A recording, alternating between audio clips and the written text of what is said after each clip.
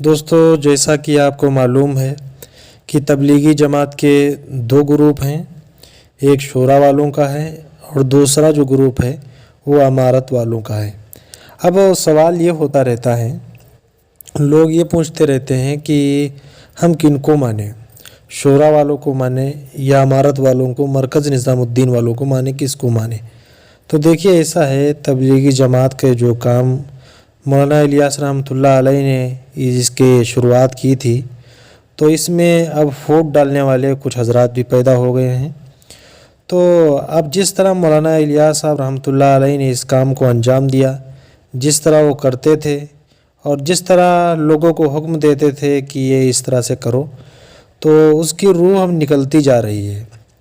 اب لوگ ایسے اس میں امیر بنے ہیں اور ان کی ذمہ داری ایسے لوگوں کے حوالے کی گئی ہے جن کو کچھ بھی پتہ نہیں ہے، جن کو صرف شہرت چاہیے کہ بھائی ہماری شہرت ہونا چاہیے، تو نام پیدا ہو، بس یہ چاہتے ہیں۔ اور کام جو یہ اللہ کے لیے کیا جا رہا تھا اتنے دن، تو اس کی روح نکل گئی ہے۔ اب اس میں اللہ کے لیے کام نہیں، بلکہ سب اپنے اپنے لیے کرتے ہیں، سب اپنا اپنا الو سیدھا کرتے ہیں۔ اب اسی وجہ سے اس میں پھوٹ پڑ گئی ہے کہ ایک گروپ شورا والوں کا ہو گیا تو دوسرا گروپ امارت والوں کا ہو گیا، یعنی مرکز نظام الدین والوں کا ہو گیا۔ آپ کو معلوم ہوگا کہ ابھی کچھ سال پہلے مولانا سعد جو اس وقت امارت میں ہیں، مرکز نظام الدین میں، تو انہوں نے کچھ ایسے الفاظ کہہ دیے تھے جس سے اللہ کے رسول صلی اللہ علیہ وسلم کے صحابہ کی شان میں گستاخی ہوئی تھی۔ اس کے بعد دارالعلوم دیوبند سے ان کے بارے میں فتویٰ بھی آیا تھا، تو جس فتویٰ میں کہا گیا تھا کہ بھائی مولانا سعد گمراہ ہیں، یا تو اپنی بات سے رجوع کریں۔ اور یہی ہے کہ اگر انسان سے غلطی ہو جاتی ہے تو اس کو چاہیے کہ وہ اپنی غلطی سے رجوع کر لے، توبہ کر لے، لیکن مولانا سعد اپنی بات پر اڑے رہے کہ نہیں، ہمیں رجوع نہیں کرنا ہے۔ تو بس کہنے لگے کہ جو بات ہم کہہ رہے ہیں بس وہی صحیح ہے، اور جو ہماری بات نہیں مانے گا وہ جہنم میں جائے گا۔ اس طرح کی بہت ساری باتیں انہوں نے کہی ہیں، بہت ساری باتیں ہیں، کن کن باتوں کو یہاں پر گنایا جائے۔ تو اسی لیے بس یہ گروپ میں اس جو تبلیغی جماعت میں پھوٹ پڑ گئی ہے۔ تو سوال یہ ہے کہ کس کو مانا جائے اور کس کو چھوڑ دیا جائے۔ تو دیکھیے، ایسا ہے کہ ہمارے اکابر تو سب ہیں، لیکن جس طرح آپ دین کا کام کرتے آ رہے ہیں اور جس طرح اللہ کے لیے، اللہ کے راستے میں آپ نکلتے آ رہے ہیں، 3 دن کی جماعت ہو، 40 دن کی جماعت ہو، یا 4 مہینے کی ہو، 1 سال کی ہو، تو اسی طرح علماء کرام کی قدر کرتے ہوئے، ہمارے اکابر سب ہیں، سب علماء کرام کی ہم عزت کرتے ہیں، سب ہمارے لیے قابل احترام ہیں، سب کا ہم ادب و احترام کرتے ہیں۔ اس کے ساتھ ساتھ جس طرح ہم اپنے علاقے میں یا اپنے گاؤں میں یہ تبلیغ کا کام کرتے چلے آ رہے ہیں، اسی طرح ہم کرتے رہیں، نہ ہم شورا والوں کو دیکھیں اور نہ امارت والوں کو دیکھیں کہ امارت والے کیا کر رہے ہیں یا شورا والے یہ کیا کر رہے ہیں۔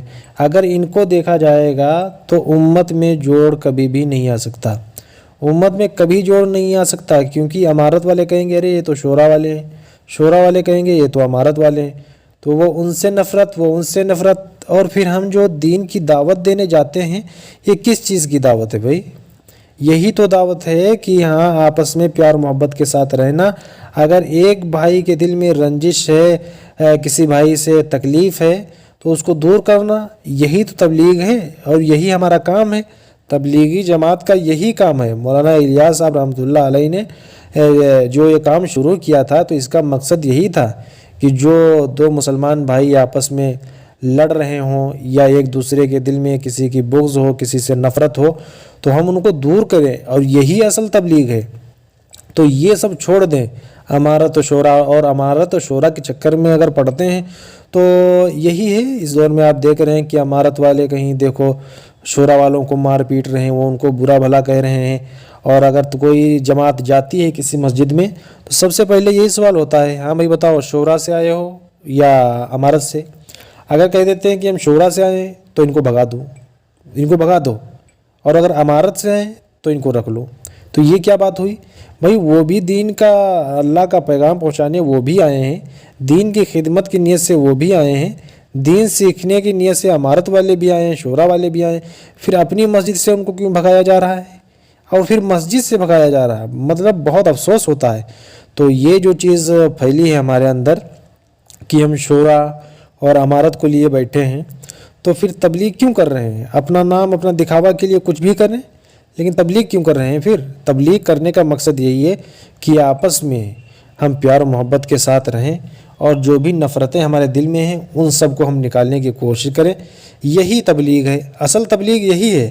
اور تبلیغ یہ نہیں ہے کہ ہم لوگوں سے جائیں بھائی ملاقاتیں کریں، مشورہ کریں، ہاں بھائی اللہ کے راستے میں نکلو، 40 دن نکلو، 4 مہینے نکلو، اس طرح کی باتیں ہم لوگوں سے کریں، اور پھر اپنے بھائیوں سے، اپنے تبلیغی جماعت کے بھائیوں سے ہم نفرت کریں، اس لیے کہ وہ امارت کا ہے، اس لیے کہ وہ شورا کا ہے، اس لیے ہم نفرت کر رہے ہیں۔